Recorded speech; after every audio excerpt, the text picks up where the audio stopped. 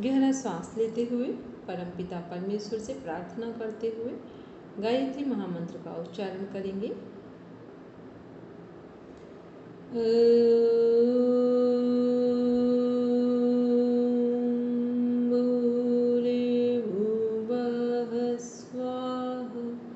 तत्सवितुर्वरेण्यं भर्गो देवस्य धीमहि धियो यो नः प्रचोदयात्।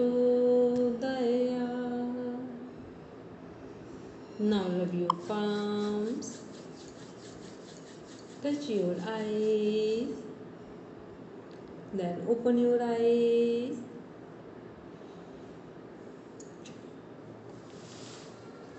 एक बार नेट जेआरएफ का सिलेबस देखेंगे, उसमें 8 नंबर की यूनिट ओपन करेंगे। सभी जो लोग कैमरा ऑन कर सकते वो ऑन करेंगे, जो नहीं कर सकते वो आराम से रिस्पॉन्ड करेंगे। इसमें देखेंगे जो नेट जेआरएफ की यूनिट है 8 नंबर की, ये यूनिट और जो आप लोग वाईसीबी में पढ़ रहे हैं सेम है, डिजीज ओरिएंटेड। ठीक है, चलिए तो आज हम लोग इसमें देखेंगे सबसे पहले जो 8 नंबर की यूनिट है कि ट्रीटमेंट कैसे देना है। जितनी हमारी डिजीज़ हैं, रोग हैं, वो किससे संबंधित हैं। सब एक फर्स्ट है हमारा रेस्पिरेटरी सिस्टम से संबंधित, श्वसन तंत्र से। सेकंड है सर्कुलेटरी सिस्टम। थर्ड है हमारा एंडोक्राइन सिस्टम, जिसके अंदर हमारे सभी ग्लैंड्स आते हैं। फिर है ओबेसिटी, गायनकोलॉजिकल, तो ये हमारा डाइजेस्टिव सिस्टम भी इसमें हो गया और रिप्रोडक्टिव सिस्टम भी कनेक्ट है इसमें। केवल ये वाला आएगा जो मेन है हमारा रिप्रोडक्टिव सिस्टम। ठीक है, ओबेसिटी जो है इसमें पूरा नहीं आएगा, वो थोड़ा सा कनेक्ट होगा पार्ट इसमें। फिर उसके बाद है डाइजेस्टिव सिस्टम, जिसमें जठरांत्रिय विकार है डायरेक्ट। ठीक है, बाउल सिंड्रोम वगैरह है, इरिटेबल बाउल सिंड्रोम। फिर है मांसपेशी और कंकाली तंत्र, स्केलेटन सिस्टम और मस्कुलर सिस्टम। इसके बाद है हमारा इसी में नीचे स्नायिक विकार, जो निरोग हमारे प्रॉब्लम्स हैं उनसे रिलेटेड। फिर मानसिक विकार, मेंटल हेल्थ इश्यूज। तो ये सब हम लोग पढ़ेंगे। अब इनका जो ट्रीटमेंट दिया जाएगा वो ट्रीटमेंट किस आधार पर दिया जाएगा, किसके बेस पर दिया जाएगा। तो ये ट्रीटमेंट हमारा यौगिक अभ्यास, उपयुक्त योग अभ्यासों के माध्यम से व्याधियों का प्रबंधन, मीन्स रोगों का प्रबंधन कैसे किया, रोगों को ठीक कैसे किया जाएगा। फिर है यौगिक आहार, आसन, सटकर्म। तो यौगिक आहार, यौगिक डाइट पहले रखेंगे, उसके बाद फिर सटकर्म, फिर आसन, प्राणायाम, ध्यान। यम और नियम को इसमें बाद में लिखा हुआ है, लेकिन जब वो कभी भी अप्लाई करते हैं, किसी का ट्रीटमेंट स्टार्ट करते हैं, तो सबसे पहले क्या होगा, यम, नियम, फिर यौगिक आहार, यौगिक डाइट। उसके बाद होगा फिर हमारा सटकर्म, फिर आसन, प्राणायाम और फिर ध्यान। और आचार विचार वही हमारे यम नियम में ही कनेक्ट हो गए, आहार विहार और आचार विचार में संयम। तो इन सब के साथ ट्रीटमेंट दिया जाएगा। तो जो हमारे सभी सिस्टम है, कितने लोग हैं पहले तो वो हैंड रेज कर दें जिनको सभी सिस्टम्स के डायग्राम बनाने आ गए। सभी सिस्टम्स के डायग्राम जिनको बनाने आ गए कि विदाउट सीन, बिना देखे बना पाए। रचना जी हो गए और अंजू हो गए, ठीक है, 2 लोग, मोनिका मैम हो गए, पूजा आपका, हेलो पूजा। अच्छा, पूजा का शायद एनाटॉमी, हाँ अभी कितने, हाँ मैम, कुछ का आता है बस। चलिए ठीक है। अपर्णा मैम आपका, चलिए अभी मुझे देखते हैं। ठीक है, तो अपर्णा मैम कितने लगभग डायग्राम बनाने आ गए सभी के कि कुछ बाकी है? 85-90% आ गया। ठीक है, एक होमवर्क, क्योंकि ये जो यूनिट है और जो वाईसीबी का है 40 to 45% हम लोगों को कवर करना है 3 डेज़ में। ठीक है, 3 डेज़ का एक टास्क लेके चल रहे हैं। तो ये कैसे करना है कि आज भी सोने से पहले सभी लोग प्रॉपर 11 सिस्टम बनाएंगे। के डायग्राम बनाएंगे। ठीक है, उनके सभी ऑर्गन्स, उनका फंक्शन और उनसे रिलेटेड इसमें से क्या करना है, देख लेना है अपना सिलेबस ओपन करके, जिनके पास लगभग सभी के पास होगा, तो डिजीज़ सामने रख लेंगे कि कौन कौन सी होंगी सभी सिस्टम में। ये वर्क कर लिया। ठीक है, फिर उसके बाद जो वहाँ पे वाईसीबी वाले में देख लेंगे जिनके पास वाईसीबी का सिलेबस है कि स्टार्टिंग से कुछ पॉइंट्स दिए हुए हैं, उनका आप मीनिंग लिख लेंगे, या अपने माइंडसेट है कि किसका क्या अर्थ है, तो फिर ठीक रहेगा। तो उसमें क्या होगा, एक एक पॉइंट क्लियर हो जाएगा। और फिर इसके बाद ये वाली जो डिजीज़ हम पढ़ाएंगे, तो क्या होगा कि जब हमें पर्टिकुलर पता है कि हमारा कौन सा सिस्टम है, कौन से ऑर्गन हैं, किस ऑर्गन से रिलेटेड कौन सी डिजीज़ है, जब इतना पार्ट हम लोगों का कंप्लीट होगा, तो क्या होगा कि जैसे ही हम लोग इतने पार्ट कंप्लीट होने के बाद ये डिजीज़ पढ़ेंगे, तो आपको टू द पॉइंट समझ में आ जाएंगे। और एक पॉइंट में, क्योंकि ये पूरा क्या है, 45% किसका पार्ट है, वाईसीबी का, और यहाँ 8th यूनिट दोनों कंप्लीट हो रही है एक साथ। ठीक है, तो दोनों जगह आपका प्रॉफिट हो जाएगा कि ये भी आप पढ़ रहे थे तो अलग से किसी को नहीं पढ़ना है। तो अब हम लोग देखते हैं, सबसे पहले लेते हैं श्वसन संबंधी रोग, मीन्स रेस्पिरेटरी सिस्टम को डिस्कस करते हैं। तो जो हमारा रेस्पिरेटरी सिस्टम है, कोई भी एक पर्सन केवल रेस्पिरेटरी सिस्टम के अंदर कौन कौन से ऑर्गन्स हैं उनके नेम बता दें। कोई भी एक पर्सन जिसको लर्न हो।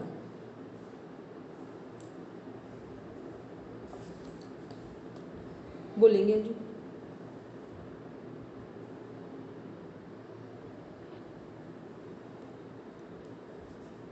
अंजू अभी आवाज़ नहीं आ रही, बोलेंगे? मैम मैं आई? हाँ बोलेंगे, बोलिए Rachna ji. Ma'am nose, trachea, pharynx, larynx, bronchioles, bronchi, bronchioles, lungs, alveoli. Alveoli भी होता है, एल्वियोल्स भी होता है, जब प्लूरल में होगा तो वो बोलेंगे, वरना एल्वियोल बोलेंगे। ठीक है, फिर लास्ट डायफ्राम। ठीक, लंग्स हमारे कहाँ सुरक्षित है, रिब केज के अंदर। लंग्स हमारे कहाँ सुरक्षित है, सेफ जोन में है, रिब केज के अंदर। रिब केज में कौन सी बोन प्रॉपर सपोर्ट कर रही है, स्टर्नम। ठीक, ये सारे क्वेश्चन हैं आपके। ठीक, क्योंकि जब कोई सिस्टम हमने पढ़ा है तो वो कहाँ है, कैसा, क्योंकि 6 लेवल हो, नेट जेआरएफ हो, इसका मतलब है वो सामने वाला हमसे पूरी उम्मीद रख रहा है कि हमें बेसिक चीज़ें पता है। ठीक है, अब देखते हैं हम लोग कि जब नोज़ की बात करते हैं तो नोज़ का भी कुछ पार्ट ले लें। तो नोज़ क्या है, पहली चीज़ कि यहाँ पर हेयर है। ठीक है, तो हेयर किस लिए है यहाँ पर, कि जो भी एयर हम लोग लेते हैं ऑक्सीजन के साथ, उसमें जहाँ कहीं भी कुछ पार्टिकल्स हैं उनको छानने का काम कौन कर रहा है, हमारे हेयर्स कर रहे हैं, फिर वो एयर अंदर जा रही है।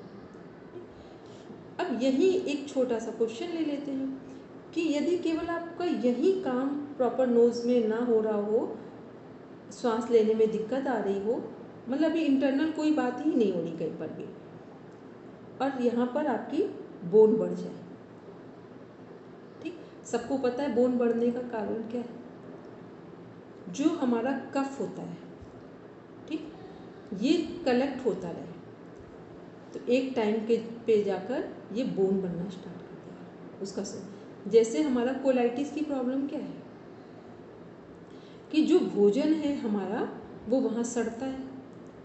ठीक, सड़ते सड़ते चिपकता जाता है, चिपकते चिपकते जो सॉफ्ट हमारी लाइन है, लार्ज इंटेस्टाइन है, वो अब क्या हो रही, लगातार हार्ड होती जा रही है, टाइट होती जा रही है। अब क्या होगा कि उसके टाइट होने के कारण हम ना, या तो हमें लूज मोशंस आएंगे और या तो फिर पेट साफ नहीं होगा। ठीक, वहाँ ये प्रॉब्लम हो रही है। यहाँ क्या हो रहा है कि बोन बढ़ने के कारण हमको सांस लेने में दिक्कत हो रही है। ठीक है, यदि हम इधर उधर मान लो जल नीति कर रहे हो, दोनों साइड से क्रॉस कर रहे हो, पानी को निकाल रहे हो, तो उसमें प्रॉब्लम होगी। तो ये क्या है, ये मतलब स्टार्टिंग में प्रॉब्लम्स आ रही है यहाँ पे। तो ये अपन हमें कुछ पूछे थे वो बोलेंगे, फिर इसको आगे कनेक्ट कर देते हैं। ठीक है, चलिए, तो ये क्या है, ये रेस्पिरेटरी सिस्टम में हमें अब जब आज बनाएंगे सिस्टम, कोई भी ड्रॉ करेंगे तो उसमें सिस्टम के को ड्रॉ करते समय उसके आसपास कौन सा सिस्टम कनेक्ट है, जैसे हमारा रेस्पिरेटरी सिस्टम के पास 2 सिस्टम और कनेक्ट है। कौन कौन से कनेक्टेड सिस्टम है? 2। एक लिम्फेटिक सिस्टम है और एक सर्कुलेटरी सिस्टम। सर्कुलेटरी। ठीक है, 2 सिस्टम हमारे कनेक्टेड है, वो कर देंगे। और जो सिस्टम जिसके पास कनेक्टेड है और किसके सेफ जोन में आ रहा है उसको भी वही मेंशन कर देंगे, ताकि एक पॉइंट भी अलग अलग ना हो कि हमें फिर सोचना पड़े, देखना पड़े। ठीक है, एक बात होगी। अब देखते हैं जो श्वसन संबंधी हमारे रोग हैं रेस्पिरेटरी सिस्टम से रिलेटेड, कौन कौन से हैं? एलर्जिक रेनाइटिस, फिर साइनोसाइटिस। इसके बाद है दीर्घकालीन, मतलब लंबे समय तक जो हमारी श्वास नली शोथ मीन्स होता है स्वेलिंग होना। फिर एक क्रॉनिक ब्रोंकाइटिस। ये हमारे प्रॉब्लम्स हैं। अब स्क्रीन शेयर करेंगे। ठीक, जैसे अब यहाँ से हम लोग देखेंगे कि ये कौन सी जो हमारा एलर्जिक रेनाइटिस जो प्रॉब्लम है ये कैसे हमें प्रॉब्लम दे रही है, कैसे हम समझेंगे कि प्रॉब्लम कैसे क्रिएट हुई, डेवलप हुई है, फिर इसका सोल्यूशन क्या होगा। इसमें अस्थमा और स्लीप एपनिया भी है ना? वो इसी में कनेक्ट होगा अभी, इसमें देखें अब इसी में कनेक्ट हो जाएगा। ठीक है, हाँ, इसी में नीचे अभी हम खुद ही कनेक्ट कर दें, इसमें आएगा अभी जो ये स्क्रीन शेयर हो ना यहाँ पर है। अब पढ़ेंगे राशि में।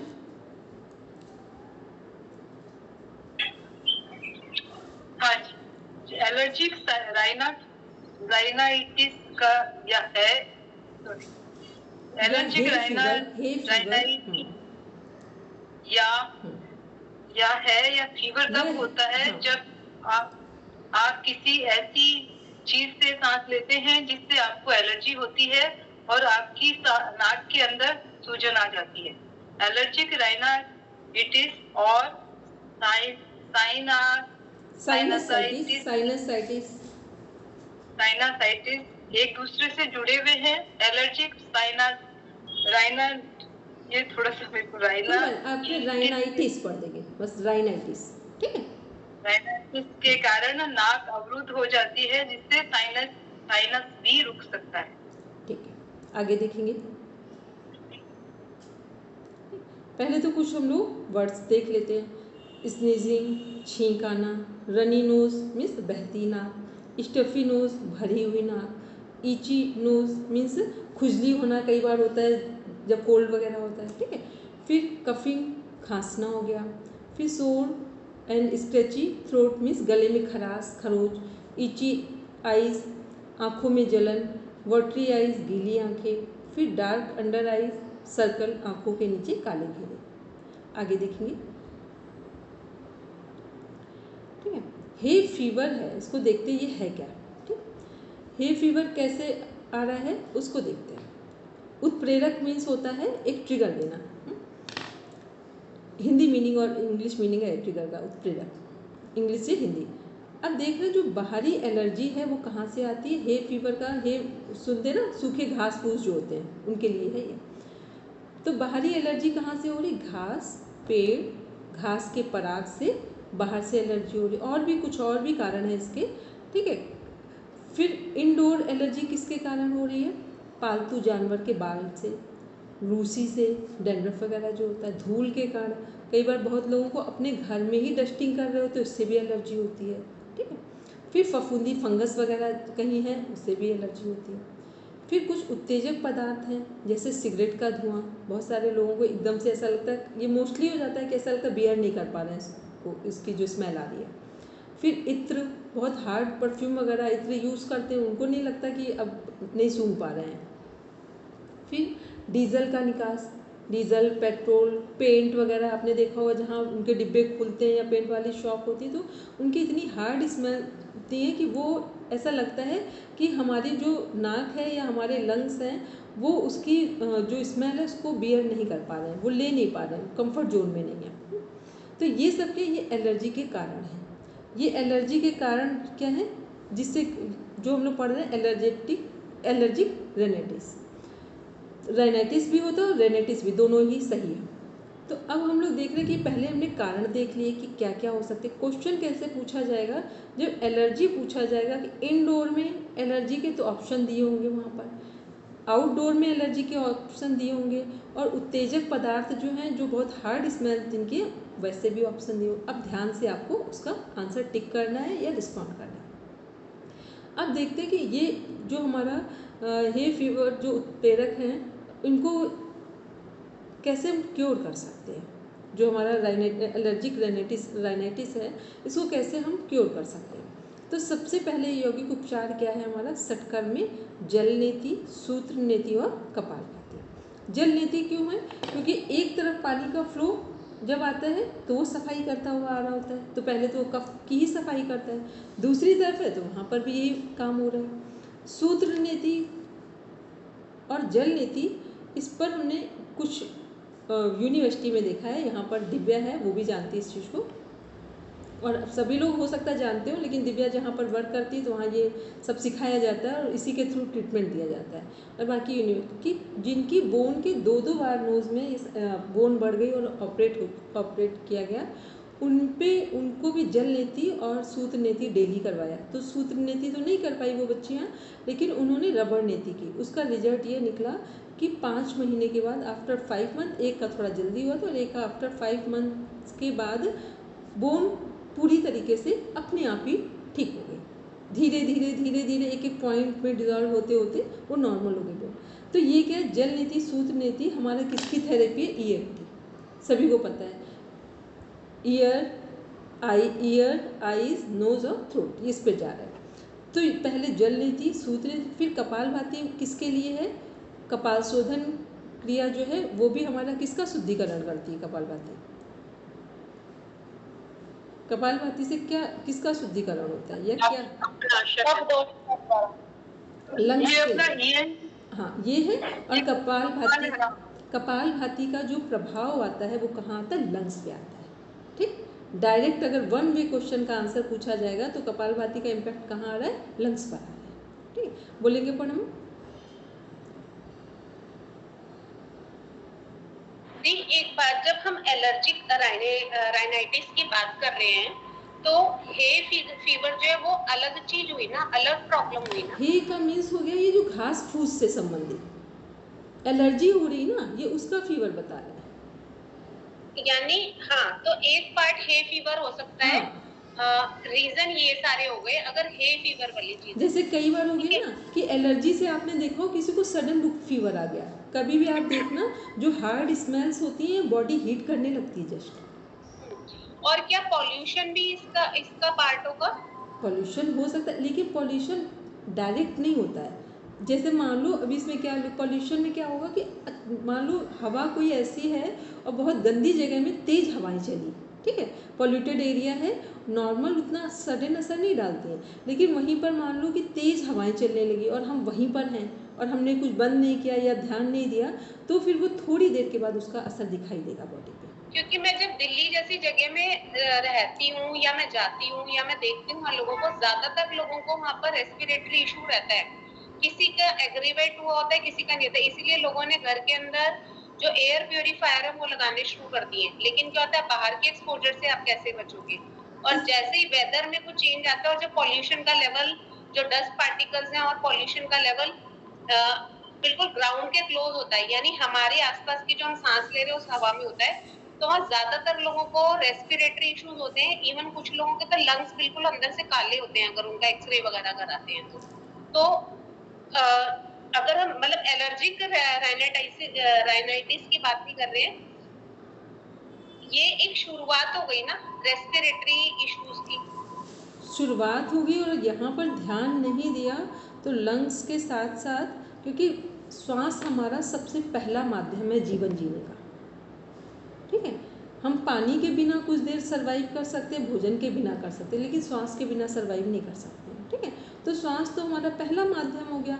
तो यहाँ क्या करना है कि पहले तो हमें अपने लंग्स स्ट्रॉन्ग करने हैं। मान लो हम लोग पॉल्यूटेड एरियाज़ में ही हैं तो क्या करना है, अब सबसे ज़्यादा लोगों के लंग्स जहाँ पे ये प्रॉब्लम्स आ रही हैं, तो वहाँ क्या हो रहा है, वहाँ जो लोग प्राणायाम करते हैं उनको और प्रॉब्लम्स आती हैं, क्योंकि उन्हें पता ही नहीं है।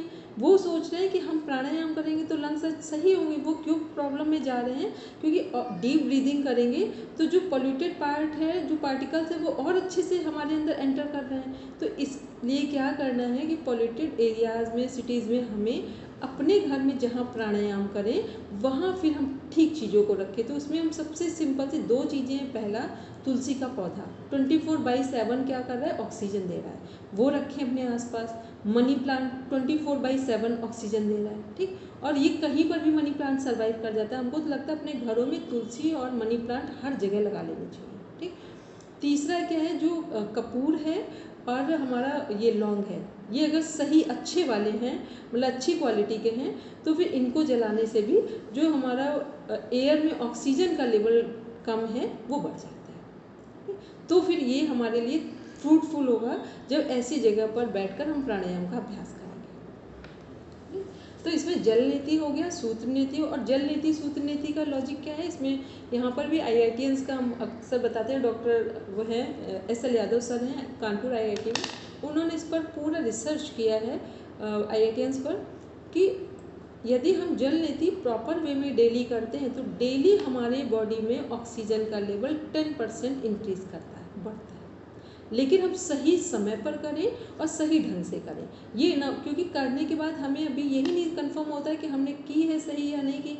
मान लो आपने जल नीति कर ली, अब एक बूंद भी पानी रह गया है तो फिर जल नीति का फिर प्रभाव ठीक नहीं आएगा। तो इसके लिए सब जब भी जल नीति सूत्र नीति ये सब कर लें तो कपालभाति से भी बहुत फर्क पड़ता है। लेकिन जैसे ही आप शशांक आसन करते हैं तो जल नीति का एक ड्रॉप, जो एक बूंद पानी है, वो भी आपके ब्रेन में नहीं पहुंचेगा, वो बाहर आ जाएगा। तो जल नीति पूरा क्रम जो है उसे कंप्लीट माना जाता है।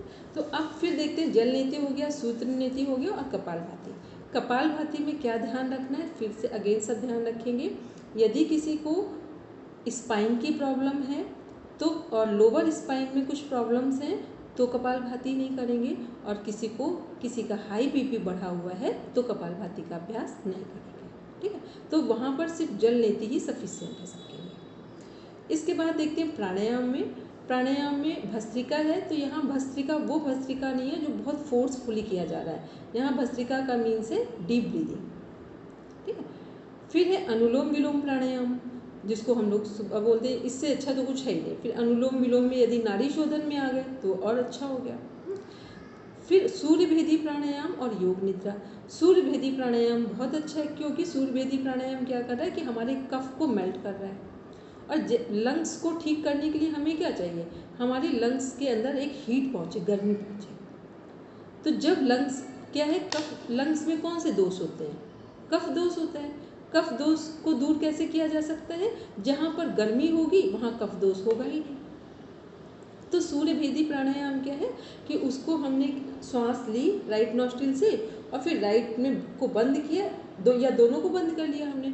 फिर अगर यदि हम रोक सकते, होल्ड कर सकते तो होल्ड करेंगे, नहीं होल्ड कर सकते हैं तो फिर हमने लेफ्ट से छोड़ दी श्वास को। ऐसे 5 से 10 मिनट करेंगे तो लंग्स का में जो भी इन्फेक्शंस हैं वो, और लंग्स में कफ की बहुत समस्या, जिनको कितना भी कफ बढ़ जाए, किसी का कुछ भी आप ना करें, केवल आप 10 से 15 मिनट सूर्य भेदी प्राणायाम कर लें, वहीं कफ मेल्ट होना शुरू हो जाएगा। फिर है योग निद्रा। योग निद्रा क्या है, योग निद्रा इसलिए है कि जितना हमारा माइंड रेस्टिंग मोड में होता है उतना लंग्स की कैपेसिटी बढ़ जाती है। जितना माइंड हमारा रेस्टिंग मोड में होता है उतना हमारी लंग्स की या बॉडी के सभी सिस्टम के ऑर्गन्स की कैपेसिटी वर्किंग की बढ़ जाती है, इसलिए योग निद्रा बोला गया। आगे देखेंगे हम लोग सूर्य नमस्कार। सूर्य नमस्कार बहुत बढ़िया है, कंप्लीट एक पूरा पैकेज है, लेकिन फिर जो बुजुर्ग लोग हैं उनको नहीं करना है, ठीक है। वहाँ कुछ रेस्ट्रिक्शंस हैं सूर्य नमस्कार में, किसको नहीं करना है, तो लगभग आप लोग सभी जानते हैं कि किसको नहीं करना है उसमें। फिर उसके बाद है भुजंगासन। भुजंगासन में देख लेना है कि पेट से संबंधित कोई सीवियर प्रॉब्लम ना हो और कोई सडन कोई सर्जरी ना हुई हो, ये तो सभी जगह ध्यान रखना पड़ेगा। और भुजंगासन में क्यों लंग्स की कैपेसिटी बढ़ रही है वर्किंग की, क्योंकि जैसे ही हम पीछे की ओर झुकते हैं तो लंग्स फैलना शुरू होते हैं, क्योंकि ऐसे हम बैठते हैं और जितना झुककर बैठते हैं उतना लंग्स श्रिंक करते हैं, और जितना हम फैलते हैं या हाथ बाहर की ओर लेते हैं, शोल्डर्स को बाहर की ओर लेते हैं, पीछे झुकते हैं, उन सब में लंग्स की कैपेसिटी बढ़ती है, क्योंकि उनको फैलने की जगह मिल जाती है। उसके बाद है धनुरासन। धनुरासन में भी सेम चीज़ है, लेकिन भुजंगासन तो एक बार कुछ सामान्य लोग भी अप्लाई कर सकते हैं, पर धनुरासन में कुछ कंडीशंस देखनी होगी कि जिनका हाई बीपी है उनको धनुरासन नहीं कराएंगे। ठीक है, भुजंगासन में तो थोड़ा चल जाएगा, लेकिन धनुरासन में नहीं कराएंगे और बड़ी एज के लोगों को नहीं कराएंगे। यहाँ बच्चे कर सकते हैं और वो लोग कर सकते हैं जिनके हाथ पैरों में अभी कोई प्रॉब्लम नहीं है, वो लोग इसको कर सकते हैं। फिर अर्धचंद्रासन। अर्धचंद्रासन वही हो गया कि पीछे की ओर, जैसे सूर्य नमस्कार में हम लोग 4th वाली जो पोजीशन है हम लोगों की अश्व संचालन, उसी का पोस्चर और बैक ले लेंगे तो वो ही हमारा अर्धचंद्रासन हो जाएगा। फिर है सेतुबंध आसन, लेट के जो करते हैं, इसको भी लगभग कर सकते हैं सभी लोग, इसमें भी कुछ दिक्कत नहीं है। ठीक, तो ये क्या हुआ, ये हमारे यौगिक ट्रीटमेंट है। अब हम लोग देखते हैं, अब ये जो ट्रीटमेंट है ना, तो मोस्टली इनमें हमने ये भी समझ लिया कि अब यदि हम कोई प्रॉब्लम डिस्कस ना करें तो भी आपको रेस्पिरेटरी सिस्टम से संबंधित यदि कोई डिजीज़ पूछी जाए तो आपको 60% पता है कि वही सॉल्यूशंस होंगे जो अभी हम पढ़ कर आए हैं। ठीक, इस बात को सब माइंड सेट करके चलेंगे अपना। अब देखते हैं हम लोग साइनसाइटिस। इसमें क्या है, जो साइनसाइटिस है, साइनस टिश्यू लाइनिंग की सूजन है। साइनस क्या है हमारा, जो यहाँ पे टिश्यूज हैं, ये क्या है, एक लाइनिंग की सूजन है। इसके लक्षणों में नाक बंद होना। साइनस में क्या होता है, सबको पता है साइनस की प्रॉब्लम में होता क्या है कि नाक बंद होती है। नाक कैसे बंद होती है, एक चल रही होगी, एक से श्वास आ रही होगी, एक से बहुत कम आ रही होगी, मतलब एक से बिल्कुल कम या बिल्कुल ही नहीं आ रही होगी, और एक से थोड़ा थोड़ा आ रही है। दूसरा क्या है, सूखेपन के कारण जलन होना। बहुत बार ऐसा लगता है कि नाक में बहुत तेज़ से जलन हो रही है, तो फिर क्या यूज़ करते हैं वहाँ पे, या तो एलोवेरा जेल या फिर घी का यूज़ करते हैं, देसी घी का। फिर है साइनस में दबाव। जो साइनस हमारे नस है उसमें एक दबाव पड़ता है। ठीक, इसका एक आज आपको हम छोटा सा एक वीडियो शेयर कर देंगे, तो साइनस की वर्किंग को आप देख पाएंगे कि कैसे हो रही। बहुत छोटे से वीडियोज़ हैं, उसको शेयर कर देंगे तो वो बहुत ईजी आपको समझ में आ जाएगा। फिर है साइनस में दबाव। इसके बाद है सिर दर्द और बुखार शामिल है। जब भी कोल्ड होता है तो कफ और फीवर उसके साथ हो जाता है। ठीक है, कोल्ड जब भी होगा तो कफ और फीवर उसके साथ आना निश्चित है। फिर ये 2 प्रकार का होता है। कैसे 2 प्रकार का है, वायरल या बैक्टीरियल संक्रमण साइनस कैविटीज़ में जलन और सूजन पैदा कर सकते हैं वायरल के कारण, या बैक्टीरियल जो संक्रमण है उनके कारण साइनस कैविटीज़ जो है हमारे में जलन भी करते हैं और सूजन पैदा कर सकते हैं, जिससे बलगम की निकासी में बाधा आती है। मतलब जो हमारा कफ बनता है उसको बाहर निकलने में प्रॉब्लम होती है। क्यों हो रही है, पहले तो जलन हो रही है। जब बहुत ज़्यादा कहीं हमारी जलन होगी, मान लो बॉडी के किसी पार्ट में बहुत ईचिंग हो रही हो, तो वहाँ का जो फंक्शन है, जो ब्लड का फ्लो है, वो वहाँ प्रॉब्लम करने लगे, प्रॉपर वे में फ्लो नहीं होगा। वैसे ही हमारा जहाँ सूजन होगी, तो सूजन में तो बिल्कुल सिंपल है कि जहाँ स्वेलिंग हो गई तो वहाँ तो जो काम प्रॉपर हो रहा था वो वैसे नहीं हो पाएगा। और जलन में जब भी होता है कि कोई काम प्रॉपर नहीं हो रहा है, क्योंकि जलन कहीं पर भी होती है वहाँ हमारा माइंड कनेक्ट हो जाता है। ठीक, और जिस जगह पर, जैसे मान लो अभी हमको हाथ में बहुत ईचिंग हो रही है, तो आपका माइंड बार बार ट्रिगर कर रहा है कि यहाँ ईचिंग हो रही है, तो माइंड के ट्रिगर देने से क्या हो रहा है कि यहाँ जो ईचिंग हो रही है उसमें आपको ऐसा लग रहा है कि इसमें काम नहीं हो पा रहा है, तो पूरा जो माइंड की एनर्जी है वो वहीं जा रही है, तो उसके कारण क्या हो रहा है, फिर वहाँ पे भी कुछ इश्यूज क्रिएट हो रहे हैं। तो जलन हो या सूजन हो, दोनों में साइनस की प्रॉब्लम बढ़ेगी, या साइनस की प्रॉब्लम में जलन और सूजन दोनों प्रॉब्लम हम फेस करते हैं। और प्रॉब्लम क्या फेस कर रहे हैं, सिंपल सी प्रॉब्लम फेस कर रहे हैं, कफ से संबंधित या हमारे लंग से संबंधित जब भी कुछ प्रॉब्लम होगी उसका कॉज फैक्टर क्या होगा, कफ कलेक्ट हो गया है, उसको निकलने के रास्ते नहीं मिल रहे, बस। ठीक है, मतलब कुछ भी होगा, ओवरऑल यही आंसर बेस में ये जाएगा। बोलेंगे कृष्णा जी? मैम, वायरल तो मतलब जो वायरस के थ्रू होता है, और बैक्टीरिया जो बॉडी में ही जनरेट होता है। वो जैसे हमने भोजन कर रहे हैं, कई दिनों से भोजन नहीं पच रहा है, तो फिर क्या होगा, फिर कफ दोष बढ़ जाएगा। ठीक है, पित्त भी बढ़ता है, कफ भी बहुत तेज़ी से बढ़ता है। और जब कहते कफ, मान लो भोजन डेली जिसका पेट साफ होता है उसको कभी भी लंग्स की प्रॉब्लम नहीं होती। क्यों नहीं होती है? पेट साफ होने का मतलब अग्नि तत्व ठीक है। अब जिसका अग्नि तत्व ठीक है तो कफ क्या है? ठंड से बढ़ता है। तो जब अग्नि तत्व अच्छा है तो कफ आकर वहीं मेल्ट करेगा और इसके बाद हमारे एनस पार्ट के थ्रू बाहर जाएगा।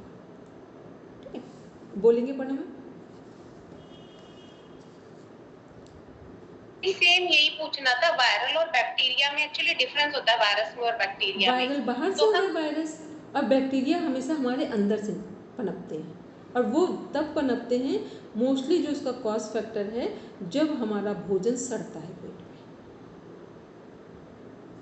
तो बैक्टीरिया दीदी बाहर नहीं होते?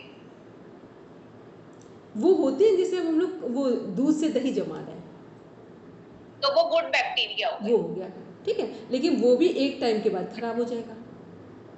ठीक है, तो ऐसे बैक्टीरिया हमारे अंदर भी हैं शरीर में। थोड़े समय जैसे जब हमारा भोजन पचता है, जितने एसिड्स हैं, हाइड्रोक्लोरिक एसिड्स वगैरह हैं, ये सब क्या बैक्टीरिया के फॉर्म में, एक तरह से एंजाइम्स बैक्टीरिया ये वैसे ही काम कर रहे हैं, लेकिन इनका अधिक बढ़ना और इनका बिल्कुल घटना दोनों हार्मफुल हो जाएगा।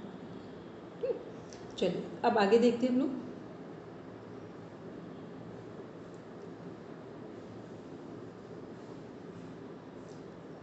अब देख रहे हैं इसमें क्रॉनिक ब्रोंकाइटिस क्या है। क्रॉनिक ब्रोंकाइटिस में ब्रोंकियल ट्यूब्स में सूजन और जलन होती है, जो हवा को फेफड़ों में अंदर बाहर करने का काम करती है। इससे बलगम बनता है और यह रोग दीर्घकालीन होता है, मतलब लंबे समय का, जो पूरी तरह से ठीक नहीं होता है। ये एक प्रकार का COPD है। किसको पता है COPD क्या है? चलो ठीक, फिर अब इसमें आते हैं वापस। अब इसमें फिर से देखते हैं कि क्रॉनिक, एक बार दोबारा से पढ़ते हैं इसको। क्रॉनिक ब्रोंकाइटिस में ब्रोंकियल ट्यूब्स में सूजन और जलन होती है। ठीक है, पहले हमारा क्या है? ब्रोंकाई है, फिर ब्रोंक्यूल्स है। लंग्स के दोनों साइड क्या है? ब्रोंकाई है और फिर ब्रोंक्यूल्स उससे भी छोटा पार्ट है। तो उनकी जो ट्यूब्स हैं उसमें या तो सूजन होगी और या फिर जलन होगी।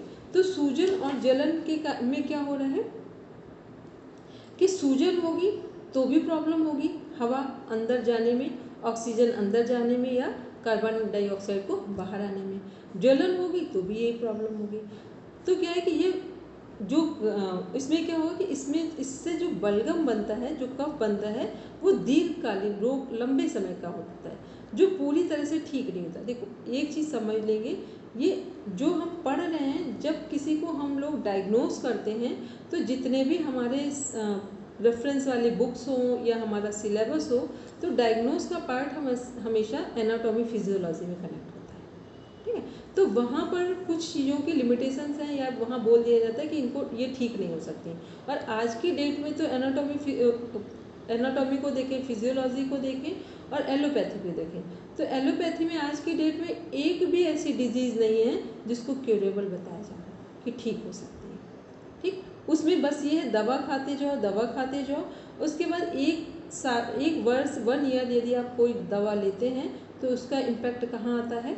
उसका इम्पैक्ट आता है सीधा आपके दूसरे फंक्शन पर। दूसरे फंक्शन कौन से होते हैं? पहला लिवर, दूसरा किडनी, तीसरा हमारा हार्ट और 4th नंबर पे आता है पेनक्रियास। ये 4 चीज़ें आपके 1 ईयर में कहीं ना कहीं अफेक्टेड होनी ही होनी है। तो ये क्या है? तो जो क्रॉनिक ब्रोंकाइटिस है वो किसके कारण हो रही? फिर से एक बार ध्यान से इसके सारे नोट्स, अब की नोट्स तो आप बना के रखेंगे। ठीक है, तो इसमें क्या है? ब्रोंकाइटिस में जो ब्रोंक्यूल्स है वहाँ ट्यूब्स में सूजन आएगी और जलन होगी, जिसके कारण हवा प्रॉपर फेफड़ों में नहीं आएगी, अंदर बाहर करने का जो काम करती है, जिससे बलगम बनेगा। और ये लंबे समय की एक समस्या है, क्योंकि जब ये क्रॉनिक लिखा जाए तो क्रॉनिक डिजीज़ का मीन्स होता है जो एक गंभीर बीमारी है या लंबे समय की जो बीमारी है। आगे देखेंगे नंदेशा जी, फिर आते हैं इस पर, अभी COPD का भी कंफर्म करते हैं।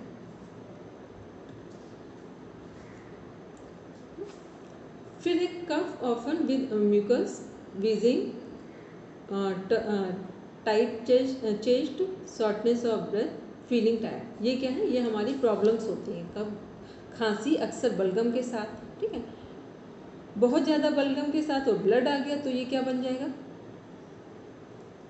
खांसी में ब्लड आ गया लंबे समय में तो क्या बन गया? TB, tuberculosis.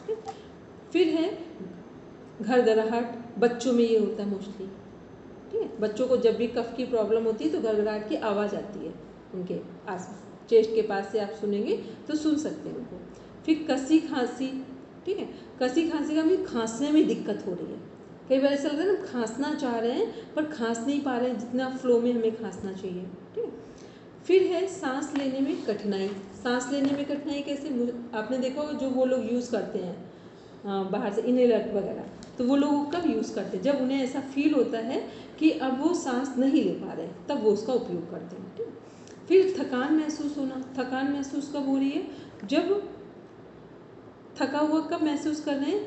कोई व्यक्ति तभी थका हुआ महसूस करता है जब उसका श्वास लेने का रिदम बिगड़ता है। जब श्वास लेने का रिदम बिगड़ता है तभी कोई व्यक्ति थका हुआ महसूस करता है। तो इस बात को हम लोग ध्यान में रखेंगे। तो ये क्या है, ये किससे संबंधित कुछ वर्ड्स हैं, हमारे रेस्पिरेटरी सिस्टम में क्या क्या कठिनाई हो सकती है। अब कारण देखते हैं। कारण में क्या है?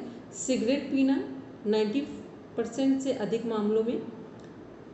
फिर इसके बाद है सेकेंड हैंड स्मोक, वो भी हानिकारक है। फिर इसके बाद है जैसे नीचे वाला नहीं समझ धूल है या कुछ और है, क्लियर नहीं हो रहा। धूल है ना, ठीक है, ठीक है, वो हो गया। फिर दूसरे साइड है हेयर स्प्रे, पेंट जैसे धुएं, वायु प्रदूषण, वेल्डिंग धुआं। जब देखा हो वेल्डिंग वाला जो धुआं होता है वो इतना हानिकारक होता है कि आसपास से गुजर रहे हैं तो ऐसा लगता है थोड़ी देर कहीं बैठ जाए, इस तरह की फीलिंग आने लगती है। फिर इंजन का निकास, ठीक है। ये सभी लोग इतनी चीज़ों को फील कर पा रहे हैं कि ये सब से के सामने से जब भी हम लोग गुजरते हैं तो खुद में फील कर पाते हैं कि लंग्स की जो कैपेसिटी है वो अपने प्रॉपर वर्किंग में नहीं है, और या फिर और उसके कारण फिर हमें क्या फील करते हैं हम लोग? सफोकेशन फील करते हैं, ठीक है। आगे देखिए, अब देखते हैं ट्रीटमेंट क्या है इसका। क्रॉनिक इसमें सेकंड हैंड स्मोक क्या है? एक दूसरे से लेकर जो करते हैं, और या फिर उसमें और चीज़ों का अलग से यूज़ कर लेते हैं। एक तो डायरेक्ट ले रहे हैं, फिर उसके अंदर भी चीज़ों को ले रहे हैं, ठीक है। फिर अब आते हैं नेक्स्ट, देखते हैं इसमें षटकर्म, जल नीति, कुंजल, वस्त्र धोती। वस्त्र धोती जो है वो सबसे अंतिम और सबसे श्रेष्ठतम सॉल्यूशन है लंग्स को पूरा ठीक करने का, ठीक। अपने भारत में, पूरे इंडिया में डॉक्टर सुरेंद्र त्यागी सर, जिनका अभी रिटायरमेंट हो गया है, गुरुकुल कांगड़ी से हैं, ठीक है। एक जानी मानी हस्ती हैं योग के फील्ड में। उनका जो पूरे लंग्स थे लगभग ख़राब हो गए थे 92 में। फिर 92 में नहीं, 82 है या 85 है, उसके आसपास का। तो किसी ने वहीं उत्तराखंड में कोई जो भी रहे हों योगीजन, उन्होंने अपने मार्गदर्शन में, सारे डॉक्टर्स ने उनको यंग एज में बोला था कि ये ना तो बचेंगे, ना तो ये चलेंगे, और ना ये जितने दिन भी जीवन है उसमें भी ये बहुत ख़राब कंडीशन रहेगी। उनके मार्गदर्शन में 3 महीने का बीच बीच में जो भी जैसा उनका टर्न था उसमें वस्त्र धोती की थी। उसके बाद से डॉक्टर सुरेंद्र त्यागी सर इस समय 75 क्रॉस कर गए हैं। वो यंग एज की बात है, 22-23 के आसपास, जो भी एकदम क्लियर नहीं है मेरे पास एज, लेकिन अभी की एज क्लियर है। तो वो उस समय से आज तक उनको एक पॉइंट में, मतलब लंग्स के साथ साथ उनको कोई बीमारी नहीं हुई। उन्होंने अपना जिस जहाँ जॉब में थे फिर गुरुकुल कांगड़ी में योग में ज्वाइन किया था, ठीक। उन्होंने बहुत काम कर रखा है योग की फील्ड में। तो इस पर उन्होंने आज भी वो लंग्स पे अगर कोई लेक्चर होता है तो इसी पर लेते हैं कि वस्त्र धोती। लेकिन वस्त्र धोती क्या है? एक टफ प्रोसेस है जिसमें बहुत समझदार पर्सन के साथ, बहुत डेडिकेशन के साथ, और एक होता है ना कि जैसे हम वो वस्त्र धोती कर रहे हैं तो हमारे परिवार का या हमारे काम का बर्डन ना हो हमारे ऊपर, क्योंकि पूरा मेंटल प्रोसेस इसमें काम करती है। यदि आपका एक जगह मन में फियर आ गया तो वस्त्र धोती जहाँ है वहीं फंस जाएगी, ठीक। तो इसलिए ये थोड़ा सा डेंजर जोन वाला वर्क है, तो इसको बहुत आराम से एक काउंसलिंग के साथ, एक्सपर्ट के साथ ही किया जाएगा। बाकी के जल नीति, कुंजल, वो सब कर सकते हैं।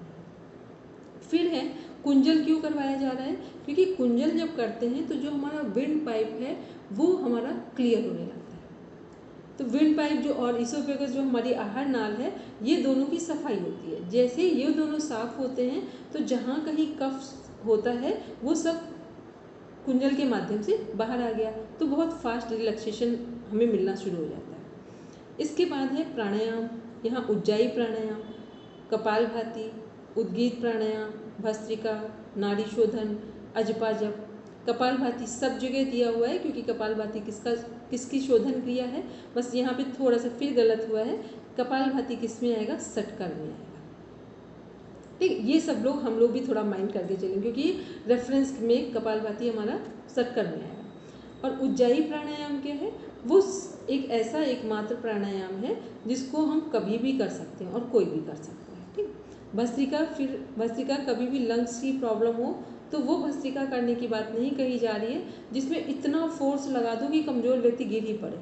ठीक है, तो जैसे मान लो कहीं एक्सपर्ट वो बाबा रामदेव जी के यहाँ कर रहे हैं तो वहाँ सारे प्रिकॉशंस वाली चीज़ें हैं, लोग एक्सपर्ट लोग हैं, तो वहाँ कुछ प्रॉब्लम होगी तो वो टैकल करना जानते हैं। बाकी सामान्य पब्लिक के बीच में, कॉमन पब्लिक के बीच में ये नहीं यूज़ करना, तो डीप ब्रीदिंग वाली भस्त्रिका करनी है।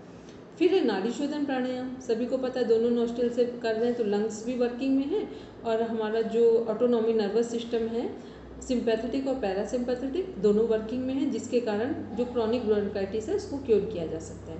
फिर अजपा जप क्या है, जब कॉन्टिन्यूटी में हम कोई जप कर रहे होते हैं तो अजपा जप का मीन्स होता है श्वासों को ध्यान से देखना, ये अजपा जप का पार्ट है। तो जब श्वासों को हम ध्यान से देखना शुरू करते हैं तो हमारे लंग्स की कैपेसिटी बहुत फास्ट बढ़ती चली जाती है, जिसके कारण हमारा जो क्रॉनिक ब्रोंकाइटिस है वो हमारा ठीक होना शुरू हो जाता है। स्वेलिंग भी दूर हो जाएगी, जलन भी ठीक हो जाएगी और प्रॉपर हमारे जो ब्रोंक्यूल्स हैं वो काम करना शुरू कर देंगे। फिर है मुद्रा बंद।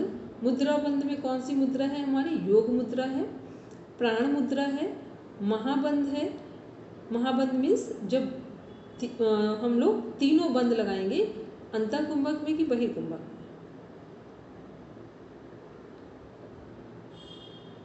बहिर्कुंभक में। बहिर्कुंभक में। ठीक है, क्योंकि बहिर्कुंभक में क्या होगा, जैसे ही हमारा उद्यान बंद लगता है तो क्या होगा कि अग्नि तत्व बढ़ जाता है। तो अग्नि तत्व बढ़ने के कारण एक तो हमने जालंधर बंद लॉक किया है तो पूरी चैनल हमारे सब एनर्जी ले रहे हैं, ऑक्सीजन ले रहे हैं। फिर उद्यान बंद के कारण क्या हो रहा है, अग्नि तत्व बढ़ा तो जितना हमारा कफ है फास्ट मेल्ट करेगा। फिर जो हमने मूल बंद लगा रखा है वहाँ से वो वायु के फॉर्म में निकलना शुरू होगा और जैसे ही पेट हमारा साफ होगा तो जो हमारा कफ है वो उसी से बाहर निकल जाएगा। ठीक, तो ये इसका एक प्रॉपर प्रोसेसिंग है। बोलेंगे मोनिका मैम कुछ कह रहे हैं? मैम ये आंसर बता रहे थे। अच्छा ठीक है, बोलेंगे पढ़ना मैम? मैं एक बात महाबंध के बारे में कहना चाहती हूँ। जब राजेश सर हमें प्रैक्टिस कराते थे ना तो उनका मेथड थोड़ा सा डिफरेंट था। वो क्या करते थे कि आप अपने पीछे लेफ्ट रिस्ट को लॉक करोगे, हाथों को, और आप चाहे सुखासन में या वज्रासन में जिसमें भी आप बैठे हो, प्लस में वो क्या करते थे, वही आपने तीनों बंद लगाए पर इनहेलेशन के साथ में वो कराते थे। और साथ में वो कहते थे कि आप इनहेल करोगे, आगे की तरफ झुकोगे और जब आपके हाथ पीछे हैं तो आप अपनी रिब्स को ना प्रेशर दोगे। ये उनका मावन करने का तरीका था। तो मैं इसी तरीके से करती थी। त्रिबंध में वो कहते थे हमेशा एक्सेलेशन के साथ होता है। तो जब मैंने महाबंध हमें इनहेल करके करना होता है या एक्सेल करके? एक्सेल करके। हाँ, तो जब मैंने एक्सेल करके, क्योंकि मैंने फिर क्लास में पढ़ा, तो जब मैंने इसी तरीके से ये जो मेथड मैंने बताया इस तरह से मैंने प्रैक्टिस की तो वो हो नहीं पाता था। वो जो कहते हैं कि वो पूरा प्रेशर ना आपके ब्रेन की तरफ आता है।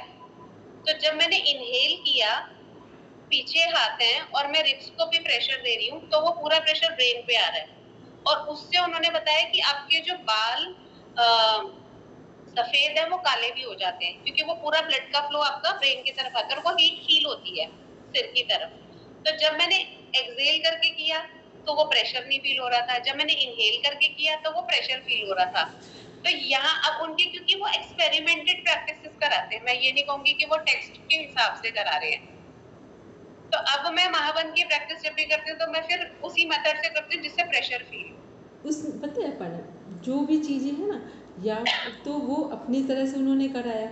अब या तो सब लोग उसी तरह से होता है ना, क्योंकि ये सारी चीज़ें एक पूरा चैनल बनता है करने का।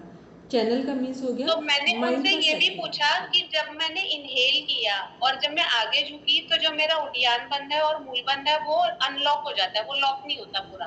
तो वो उन्होंने बोला कि हाँ वो होगा, क्योंकि इनहेल करके आप जालंधर बंदी लगा सकते हो, उद्यान बंद और मूल बंद नहीं लगेगा। पर वो कहते थे कि कोई बात नहीं, वो कोई बात नहीं है, आप जब जा रहे हो तो आप तीनों बंद लगाओ, आगे की तरफ झुकोगे वो जितना लॉक रहेगा रहेगा, नहीं तो नहीं लगेगा तो कोई बात नहीं, पर आप प्रैक्टिस इसी तरीके से करो। उसमें कोई ये सब क्या है ना, जब आप बहुत डेडिकेशन के साथ प्रैक्टिस करते हैं तो आप अपने से ही सुधार लेंगे। कोई कुछ भी ना कर पाए, केवल नेवल ब्रीदिंग करना आ जाए तो समझ लीजिए उसने अपने जीवन का, अपने स्वास्थ्य के लिए 70% काम कर लिया है। ये बंद वगैरह तो बहुत आगे की चीज़ है, इनके लिए तो कुछ ऐसा है ही नहीं। केवल आप डीप ब्रीदिंग जो लोग कर रहे हैं उनके वात पित्त कफ तीनों नियंत्रण में है। तो जब वात पित्त कफ तीनों नियंत्रण में होंगे तो डिजीज़ के चांसेस ही नहीं होंगे। और एनी हाउ कभी ऐसा हो भी जाए कि कोई डिजीज़ सडन किसी कारण से हो गई है, कोई ट्रॉमा के कारण, कोई एक्सीडेंटल केसेस के कारण, या कोई परिस्थितियाँ ठीक नहीं हैं, तो आप ये भी समझ लें कि फिर आपको क्योर करना आता है। क्यों आता है? क्योंकि आपका लंबे समय का अनुभव है तो आप फटाफट क्योर कर ले जाएंगे। तो इसमें क्या है कि पहले हमें सबसे सरल चीज़ चूज़ करनी है, जो हम सबसे आसानी से कर सकें, कहीं पर भी कर सकें, और उसको जैसे शुरू किया हो वैसे ही पूरा कर लें। तो सबसे सरल में ट्रीटमेंट में क्या है? जल नीति और कुंजल है। सबसे सरल में जल नीति और कुंजल। दूसरे में क्या है? नाड़ी शोधन प्राणायाम है। ठीक, नाड़ी शोधन प्राणायाम अपने आप में कंप्लीट पैकेज है ओवरऑल हेल्थ को ठीक रखने के लिए। फिर उसके बाद यदि कुछ लग रहा है तो उद्गीत ओम चैंटिंग हो गया। ओम चैंटिंग क्या कर रहे हैं?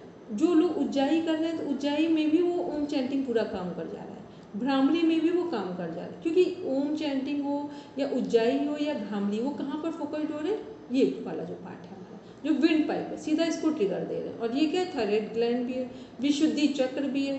तो ये हमारे डायरेक्ट किससे? ब्रेन से कनेक्ट हो रहा है। और कोई भी काम आप तभी फोर्सफुली या पूरे इंटेंशन के साथ, डेडिकेशन के साथ कर सकते हैं जब आपका ब्रेन भी सपोर्ट कर रहा हो।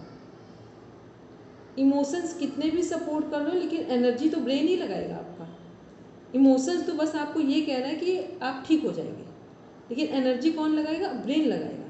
ठीक है, तो ये क्या है? तो जो विशुद्धि चक्र है वो इमोशंस को भी स्ट्रॉन्ग कर रहा है और ब्रेन को भी स्ट्रॉन्ग कर रहा है। तो जब दोनों एक साथ कनेक्ट होते हैं तो ये क्या है? ये हमारा जो ये है, क्या बोलते हैं, भ्रामरी, ओम चैंटिंग, ये सब में वही काम कर रहा है। ठीक है, तो ऊपर से हमने क्या लिया? जल नीति कुंजल लिया।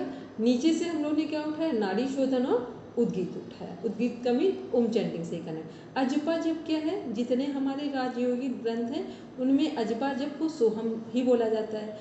हंस जो हमारे हठयोग है वहाँ हंसो जप है। हंसों का मीन सोहम ही निकलता है। ठीक है, सोहम का यूनिवर्स जो साउंड कनेक्ट होता है वो ओम बन जाता है जाकर। तो ये सब क्या? अजपा का मीन्स हो गया जब हम पूरे ध्यान से, कंसंट्रेशन के साथ, पूरी अवेयरनेस के साथ अपनी सांसों को पूरे टाइम देख रहे हैं। तो जब हम पूरे टाइम अपनी सांसों को देखेंगे तो इसका मतलब है हम फिर वही नेवल ब्रीदिंग कर रहे हैं, यूनिवर्स के साथ कनेक्ट हो रहे हैं। तो ये सब क्या है? ये हमारे ओवरऑल पैकेज हैं कि हमें सभी पता हो, लेकिन कुछ हमें प्रॉपर पता हो, जिसको हम लोग अगर सो रहे हों और हमसे कोई पूछे कि ये प्रॉब्लम है तो इसमें क्या हो सकता है, तो कम से कम हम पूरा ओवरऑल ना पता हो पर एक एक सॉल्यूशन तो पता हो कि क्या हो सकता है। ठीक, और इसको हम लोग खुद भी अप्लाई करते हो। तो ये क्या है? तो इसमें सारी चीज़ों को हम लोग ने देखा और इसमें से हम क्या चूज़ करेंगे उसे भी हमने देख लिया। ठीक, योग मुद्रा क्या है? जब हम लोग शशांक आसन में करके दोनों हाथों को पीछे कर लिया, फिर वही हमारे लंग्स एक्सपेंड कर गए, फैल गए। ठीक, प्राण मुद्रा जो हमारी एनर्जी दे रही है, शरीर में गर्मी दे रही है। महाबंद, महाबंद की जब भी बात आएगी तो ये कौन सा बंद है? जो बाहर कर रहे हैं एक्सेल करके सांस। ठीक है, क्योंकि फिर अभी रचना जी के क्वेश्चन बोला था कि जब उद्यान बंद लगेगा प्रॉपर तो अग्नि तत्व बढ़ेगा, और अग्नि तत्व बढ़ेगा तो कफ जो ठंडक से हमारा कलेक्ट हुआ है वो मेल्ट हो जाएगा, और मेल्ट, अग्नि तत्व बढ़ा है, कफ मेल्ट हो गया है, तो ये जब हम फ्रेश होने जाएंगे तो हमारे एनएस के थ्रू स्टूल के साथ पास हो जाएगा। और फिर जो हमारा जालंधर बंद है वो इसके लिए है क्योंकि वो हमारे इमोशंस को, ब्रेन को, दोनों को प्रोटेक्शन दे रहा है, दोनों को एनर्जी दे रहा है। तो फिर हम क्या करेंगे कि जो श्वास ले रहे हैं वो बहुत ध्यान से लें। और दूसरा क्या है, जैसे ही जालंधर बंद को लॉक करते हैं और किसी भी चीज़ को आप बंद कर दें तो उसकी ऊर्जा बढ़ जाती है, उसका फोर्स बढ़ जाता है। किसी व्यक्ति को बहुत देर तक आप दबा रहे हो, फिर वो जब उसका विस्फोट होगा फिर, ठीक। इसीलिए बोला जाता है कि कुछ भी हो, कहीं पर भी हो, तो आराम से अपनी बात डिस्कस कर लो, एक साथ विस्फोट ना करो। विस्फोट करने से क्या होगा कि फिर आपको कंट्रोल करना मुश्किल होगा। लेकिन यहाँ योग है तो यहाँ क्या होगा कि आपके जो रोग हैं वो तेज़ी से बाहर निकलना शुरू हो गए, ठीक है। तो उसमें कई बार दिक्कत भी आती है। तो जिस मान लो किसी का पेट बहुत दिनों से गड़बड़ है और उसको कोई आप ऐसा ट्रीटमेंट दे कि पेट साफ हो जाए, तो यदि सडन आप ट्रीटमेंट दे दे पेट साफ होने का तो व्यक्ति बेहोश हो जाएगा। इसलिए माइल्ड ट्रीटमेंट दिया जाता है कि धीरे धीरे पेट साफ। फिर ये इसके बाद प्राण मुद्रा कौन सी होगी? दोनों को जोड़ देंगे, बीच की दोनों उंगलियां, साइड की, अच्छा लास्ट की दो, ठीक। ये फिर है इसमें आसन क्या है हमारा, वज्रासन, त्रिकोण आसन। एक बार फिर भी चेक भी कर लेंगे, ठीक है, ये वाली मुद्रा। फिर है आसन में है हमारा वज्रासन। वज्रासन क्या है कि हमारा पैर के अंगूठे से लेकर के सिर तक क्या कर रहा है, जो हमारा ऑक्सीजन का लेवल है ब्लड में वो पैर के अंगूठे से सिर की तरफ ले जा रहा है। तो ये हमारे पूरे जितने हमारे सिस्टम्स हैं, ऑर्गन्स हैं, उनको सबको हील कर रहा है।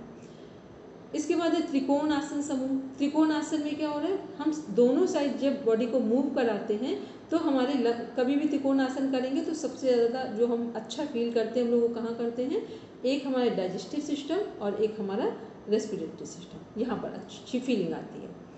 फिर इसके बाद है खड़े होकर आगे और पीछे झुकने वाले, जो फॉरवर्ड बेंडिंग और बैकवर्ड बेंडिंग। ये क्या कर रहे हैं, ये हमारे लंग्स के को एक्सपेंड कर रहे हैं और कॉन्ट्रैक्ट कर रहे हैं। जब पीछे झुक रहे हैं तो लंग्स को फैलने में सपोर्ट कर रहे हैं और जब आगे झुक रहे हैं तो उन्हें नॉर्मल होने में सपोर्ट कर रहे हैं। इसके बाद है सूर्य नमस्कार। सभी को पता है सूर्य नमस्कार हमारे सभी सिस्टम के लिए एक मेडिसिन का काम करते हैं। फिर भुजंग आसन, शशांक आसन, उष्ट्रासन। उष्ट्रासन में सभी को पता है लंग्स ही हमारे फैल रहे होते हैं, लंग्स की, क्योंकि जिसमें भी हम पीछे झुकेंगे लंग्स हमारे एक्सपेंड कर रहे होते हैं।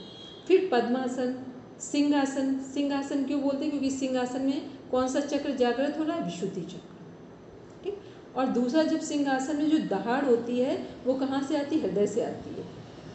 तेज व्यक्ति कौन बोलेगा, जिसके लंग्स में एनर्जी है, हार्ट में एनर्जी, वही तेज बोलेगा, ठीक है।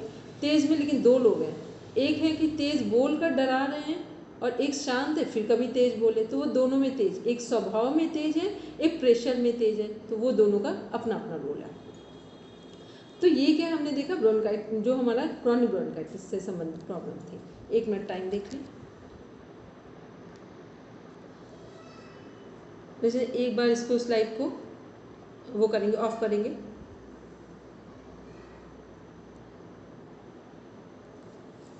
अब ठीक है, मेरे इसमें वो नहीं आ रहा था, टाइम नहीं आ रहा था। चलिए अभी है टाइम हमारे पास, ठीक। चलिए अब एक बार ऑन करेंगे, इसके शेयर करेंगे। अब हम लोग देख रहे हैं दोनों के बीच में अंतर क्या है, ब्रोंकाइटिस और अस्थमा के बीच में।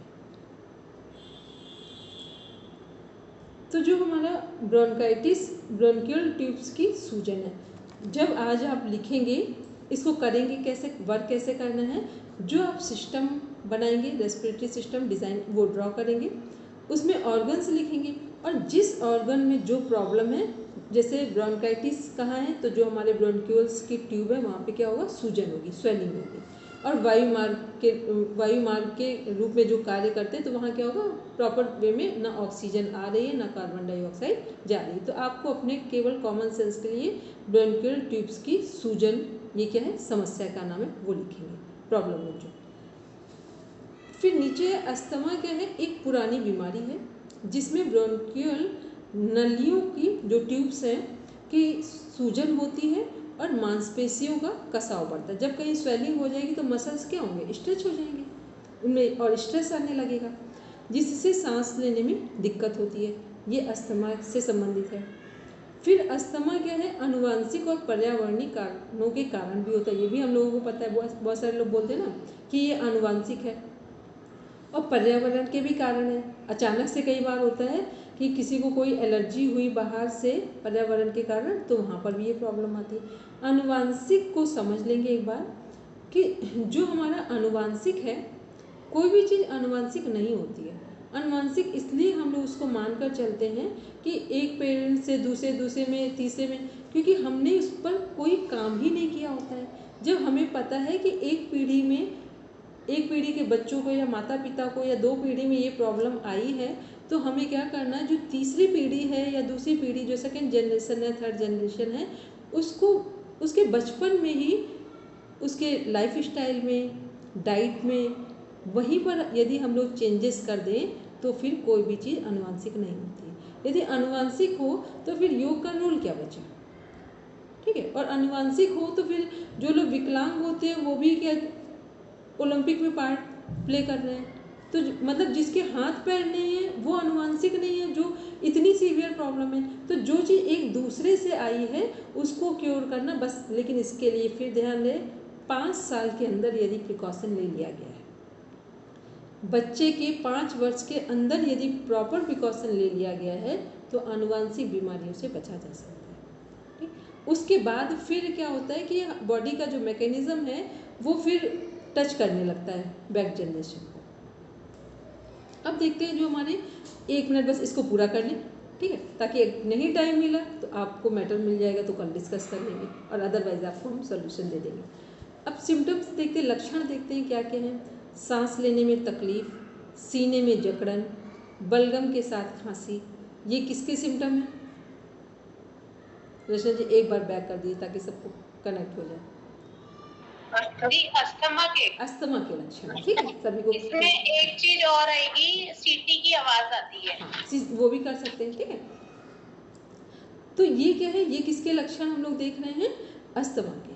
तो इसमें क्या, लेकिन अब फिर देखेंगे लगभग सब में लक्षण 60% सेम आए, 60% सेम आए, ठीक है। चाहे वो सॉल्यूशन, यही हमने बार बार बोल रहे थे उस बैच में भी, यहाँ पे भी कह रहे हैं कि हमें क्या करना है, 11 सिस्टम्स में उनकी डिजीज़ के नाम लिखने हैं। फिर आप देखेंगे कारण, लक्षण और जो ट्रीटमेंट है वो सब 60% मैच करेगा, ठीक है। तो अब इसमें फिर वही ट्रीटमेंट, जल नीति, कुंजल, लघु संप्रक्षालन, वस्त्र धोती, कपालभाति, क्योंकि अस्थमा थोड़ा सा टिपिकल केस में जा रहा है। तो लघु संप्रक्षालन से क्या होगा कि जैसे ही आपकी छोटी आंत की सफाई होगी, अस्थमा में छोटी आंत प्रभावित होती है लंग्स के साथ, तो छोटी आंत की जैसे ही सफाई होगी, गंदगी साफ होगी, तो अस्थमा में 50% आराम आ जाएगा। फिर है इसी में वस्त्र धोती, कपालभाति। तो वस्त्र धोती को तो हम रखते नहीं किसी के लिए भी, ठीक है, क्योंकि अब वो टाइम नहीं है जो इतना, तो उतना लोगों के पास इतना एनर्जी है और ना एक्सपर्ट तो हैं, लेकिन लोग इतना कैपेबल नहीं है, फिर करना चाहें तो असंभव कुछ भी नहीं है। इसके बाद है प्राणायाम, सामान्य श्वास पर सजगता।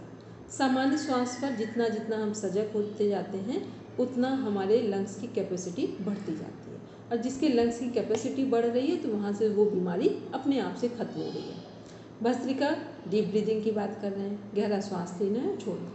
सिंहासन, भुजंगासन, शशांकासन, उष्ट्रासन, पद्मासन, सूर्य नमस्कार, मार्जरी आसन, गोमुख आसन, सभी आसन किससे संबंधित हैं? जिसमें लंग्स हमारे एक्सपेंड कर रहे हैं, फैल रहे हैं।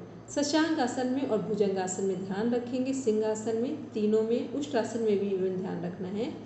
यदि किसी का बीपी हाई हो और किसी प्रॉब्लम्स के कारण, तो फिर इनको करवाने में थोड़ी सी सावधानी बरतेंगे, ठीक है।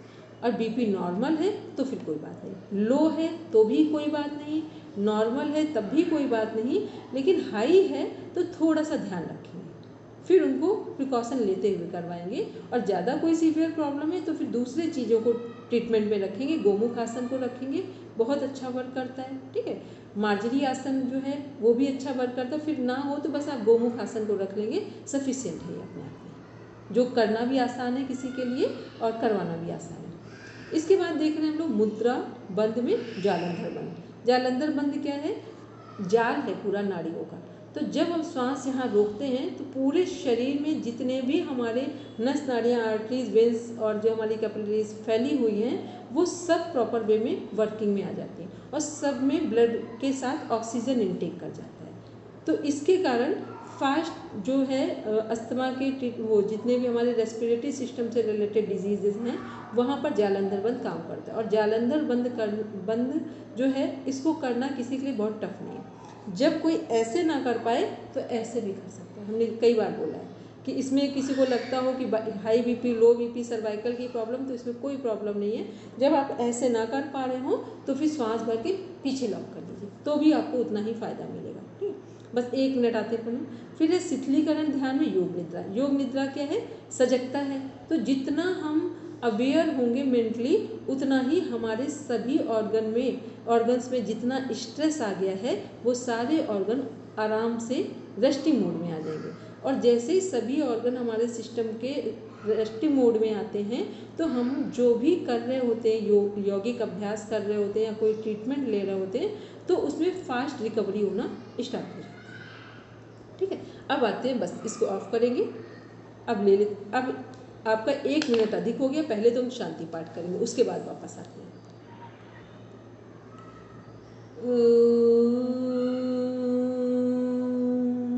शांति शांति शांति। सर्वारिष्ठसु शांतिर्भवतु। Now rub your palms,